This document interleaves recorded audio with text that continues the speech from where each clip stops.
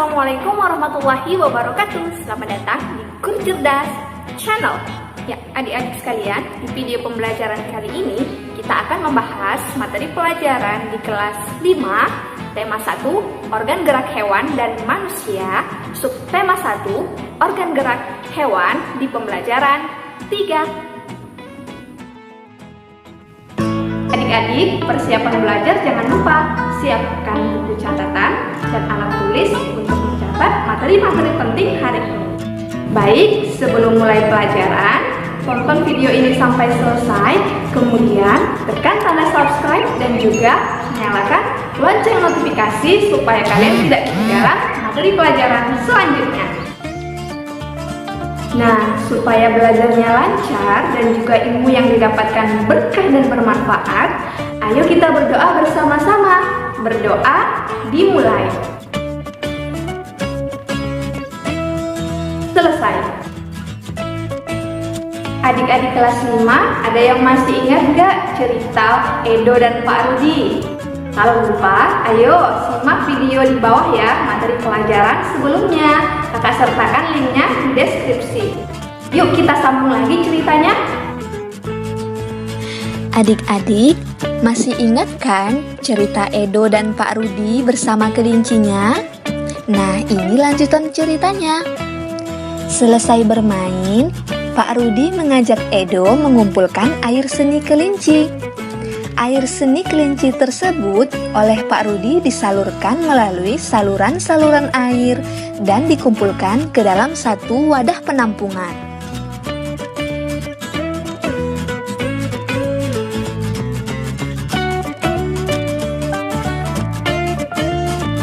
Ih, bau sekali, Pak. Benar, Edo, meskipun bau, tetapi air seni kelinci ini sangat baik digunakan sebagai bahan pupuk cair organik untuk tanaman. Sayuran akan tumbuh dengan subur, tanaman buah akan cepat berbuah, dan tanaman bunga akan cepat berbunga. Tiba-tiba, Pak Eko datang ke kandang kelinci.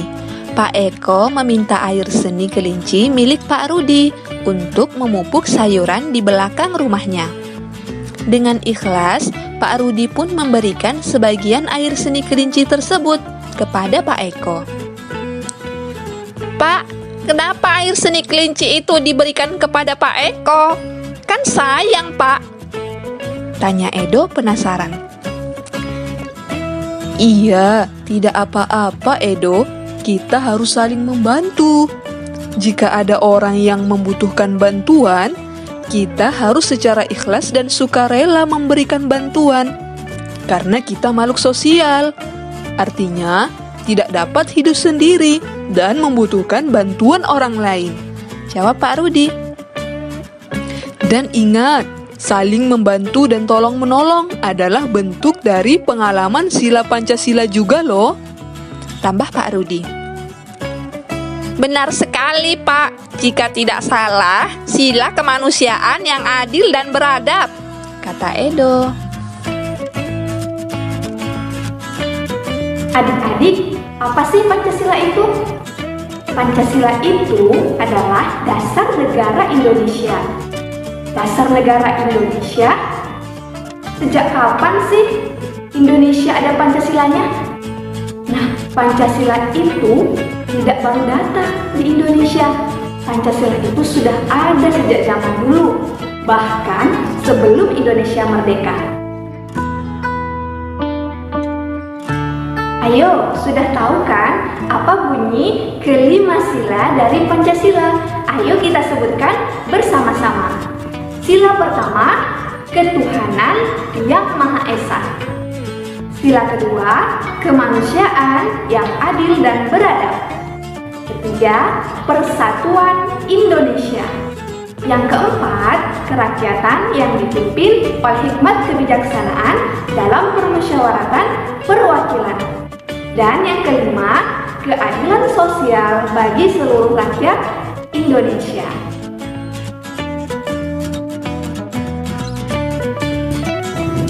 Nah, adik-adik, Kelima sila tadi memiliki nilai dan juga pedoman yang sudah ada sejak zaman dulu diterapkan di masyarakat. Sehingga masyarakat Indonesia menjadi rukun, damai, tentram, dan juga sejahtera. Apa saja sih nilai-nilai dari Pancasila yang kita bisa terapkan dalam bermasyarakat? Ayo dengarkan baik-baik ya. Nilai yang pertama, nilai ketuhanan yang Maha Esa.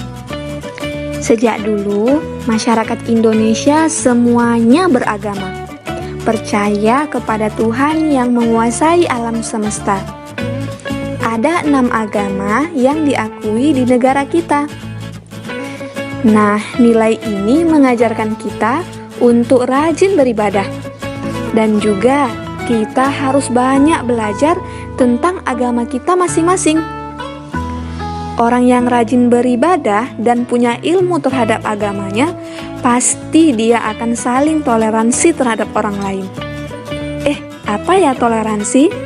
Toleransi adalah menghormati agama orang lain. Orang yang bertoleransi tentu akan membebaskan orang lain beribadah sesuai dengan agamanya masing-masing. Tidak akan ada larangan-larangan atau tekanan-tekanan apabila ada orang lain yang beribadah.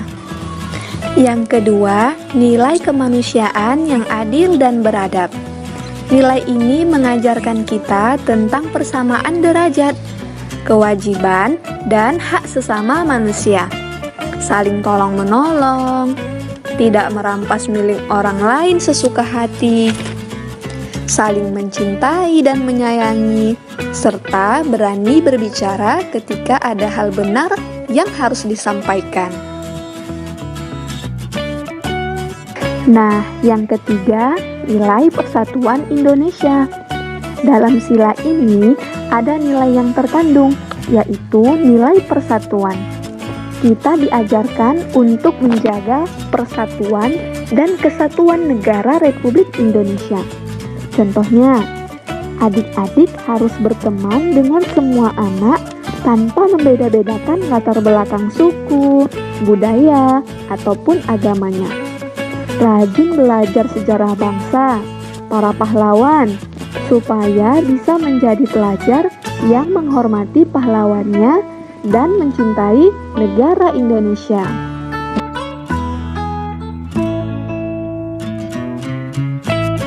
Nilai yang keempat yaitu permusyawaratan dan perwakilan. Di sila ini kita diajari bermusyawarah. Tidak boleh memaksakan kehendak ya. Saat bermusyawarah, hargai pendapat orang lain. Kita harus bisa menanamkan rasa kekeluargaan.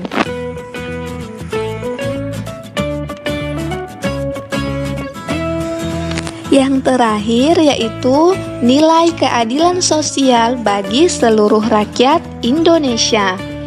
Adik-adik diajari untuk bisa berhemat. Adik-adik tidak boleh boros, harus hidup sederhana, tidak boleh berpoya-poya. Dan kalian juga diajarkan untuk bekerja keras kalau ingin mendapatkan sesuatu. Jangan hanya meminta loh. Adik-adik harus adil dan menghormati hak orang lain, menolong serta menghargai orang lain. Nah, adik-adik, sekarang kakak mau tanya, kira-kira perbuatan baik berikut merupakan penerapan sila yang keberapa dari Pancasila? Misalnya kalian berangkat sekolah dengan naik bus. Kalian duduk di tempat duduk bus. Kemudian ada bapak-bapak yang masuk ke dalam bus dan tidak mendapatkan tempat duduk. Lalu kalian menawarkan tempat duduk kalian untuk bapak tersebut. Nah, kira-kira sila yang keberapa ya? Ya, benar sekali. Kelima. Apa bunyinya? Keadilan sosial bagi seluruh rakyat Indonesia. Sebagai pelajar yang mencintai negaranya, maka kita wajib mengetahui letak geografis negara Indonesia. Letak geografis negara Indonesia itu mempengaruhi keadaan alam di Indonesia, termasuk juga mempengaruhi beragam budaya, suku, agama yang ada di Indonesia. Apa sih letak geografis? Letak geografis adalah letak suatu wilayah yang dilihat dari kenyataannya di permukaan bumi. Letak geografis Indonesia yaitu Indonesia diapit oleh dua benua, yaitu benua Australia dan benua Asia. Indonesia juga terletak di antara dua samudra, yaitu Samudra Pasifik dan juga Samudra Hindia. Sekarang ayo perhatikan baik-baik ya, batas-batas wilayah Indonesia. Yang pertama, wilayah Indonesia sebelah timur berbatasan dengan Samudra Pasifik dan Papua Nugini. Kemudian, sebelah utara berbatasan dengan Selat Malaka, Laut Andaman, Laut Tiongkok Selatan, Laut Sulawesi, Samudra Pasifik, dan Malaysia Timur. Sebelah barat, Indonesia berbatasan dengan Samudra Hindia. Dan sebelah selatan, Indonesia berbatasan dengan Australia, Samudra Hindia, Laut Timur, dan Laut Arafuru.